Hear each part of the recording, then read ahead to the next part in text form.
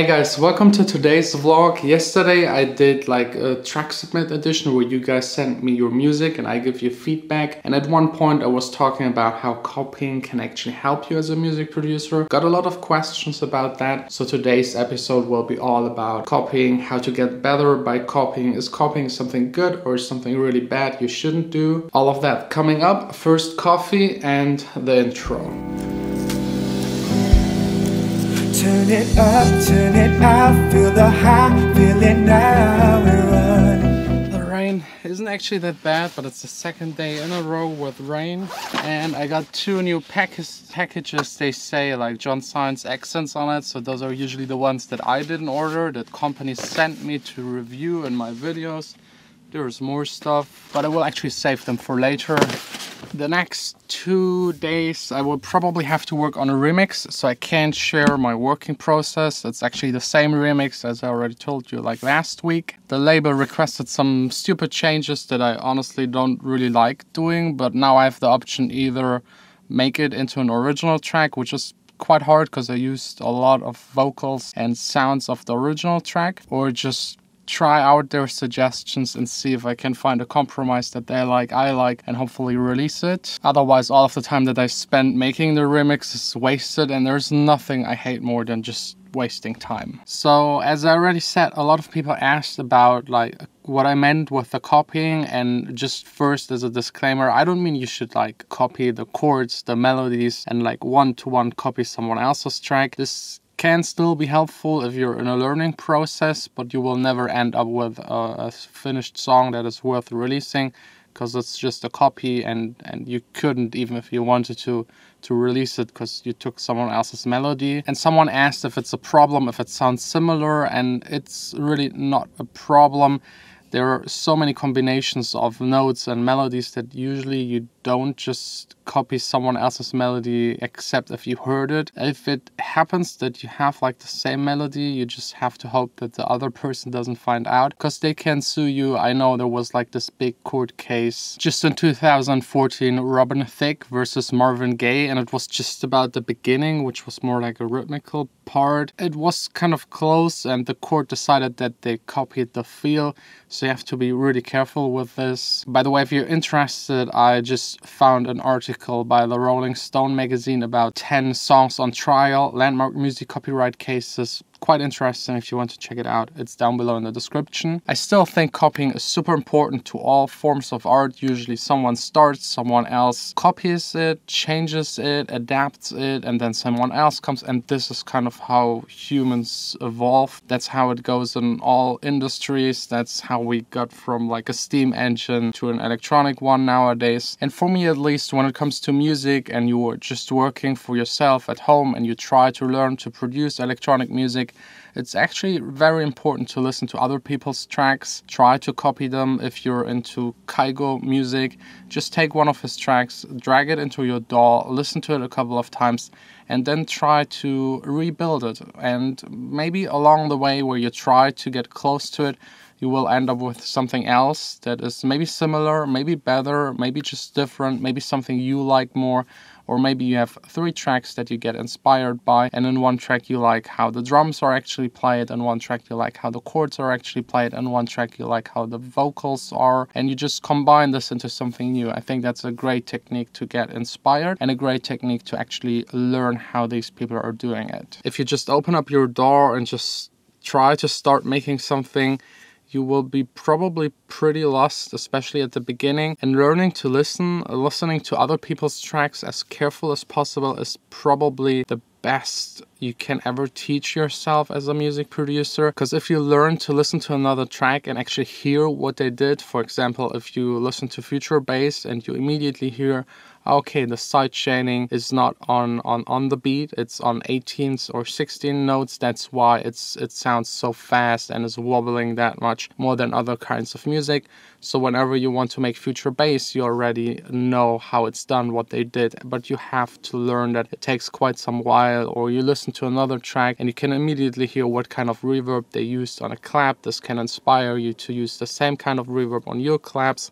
And maybe this way you discover something new for you that just works better than the technique that you've been using for the past couple of years. So honestly, in my opinion, if you copy someone else's tracks, if you copy someone else's style and you're just starting out to make music, that's totally fine. That's the way how it's done. I can guarantee you that those people that you're copying, they once in their career copied someone else. It's usually in a later stage of your career where you make like your own distinguished kind of sound that everyone thinks is very original. But if you go back into the Beatport track list of your favorite producer, just listen to their early tracks. It's usually extremely interesting and funny.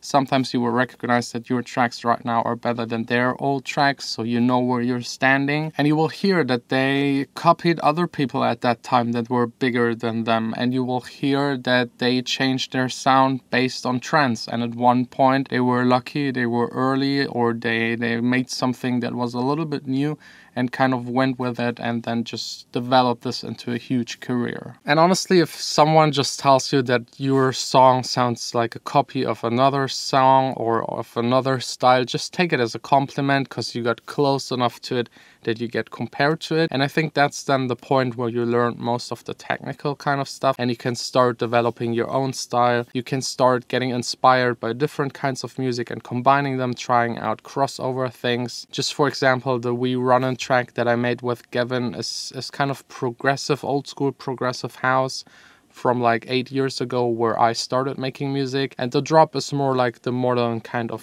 future bass chopped vocals that everyone knows and loves. So kind of took two things that I like and combined them, and I think, or at least I can't remember anyone else that combined those two styles in this kind of way. If the song works or not, I will hopefully find out this year. Still trying to find a label to release the song, but if I can't find any and the possibilities with Universal don't lead to anything that I really like and where I feel comfortable with, because as you know, most labels don't like to pay. So I will probably just end up releasing it on my own label, have full control and promote it as good as possible. Now let me actually get to the remix, finish it or try to finish it. I will probably need 2 days for it, and then continue with this topic, talking about what kind of artist I actually copied at the very beginning of my career.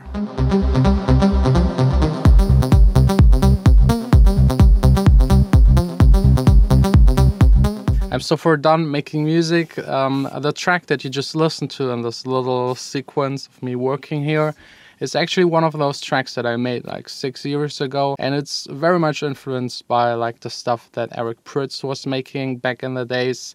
It's like a progressive house song, and I really learned a lot from trying to copy his style or his kind of music. First of all, back in the days, I was making songs with way too many elements going on at the same time. His tracks were usually a main synthesizer, arpeggio kind of sound, a sub bass, a kick, a clap, and maybe some off hi-hats, and that was pretty much it. And it kind of worked really great in the club. I learned that it was more about automating these kind of things, especially the main synthesizer, opening it up, closing it again, and this way making it exciting over time. I also then learned by having so few elements that it sounds kind of empty, so you need to learn to use the right reverbs and make them long enough but not too long to not drain everything in reverb. And it really actually helped me this way. I also figured out how to get the kick to stand out a little, because Eric Prydz is always using a top kick, a Lindrum. That's his very typical Eric Prydz kind of sound. And it was good for me. It was especially good because years later I started becoming a ghost producer for other people. And they usually just sent me tracks by other people and told me to just copy it. And yes, from a creative standpoint, not really the best you should ever do, but I learned a whole lot through just copying other people's music. I can now just listen to someone else's track, analyze it, and I exactly know what kind of techniques they used to achieve what they achieved.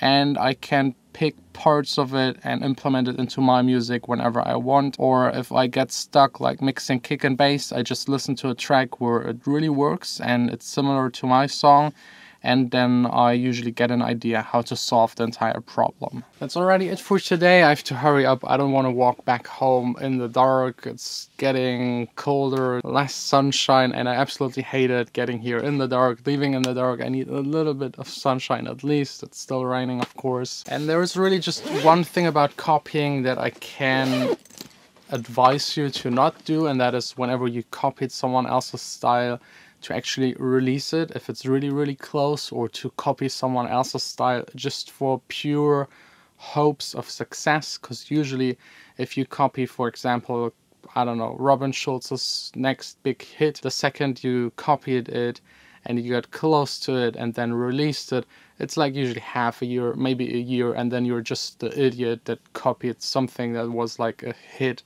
a year ago. You're just too late. Electronic music is moving way too fast. Usually people don't really like to listen to cheap knockoffs. Everyone wants the original. It's not like with handbags where the fake knockoff is a lot cheaper. It's music, it's all the same price. People are like sacrificing their really valuable time to listen to something or have it as a background music or play it in a club, and they will definitely always pick the best available version. And if Robin Schulz already made 10 tracks that already sound good, then no one will play hundreds of other tracks that are not even close to it. So basically, learn by copying, improve, make your own stuff at the end, release it, hopefully have success with it. Let me know what you think about this entire topic. If you think copying is good, copying is bad, when you should copy, when you shouldn't copy, just write it down below in the comments. We will see us again tomorrow back here in the studio, hopefully without rain. I know I completely forgot to unbox the packages, but I will just do it tomorrow.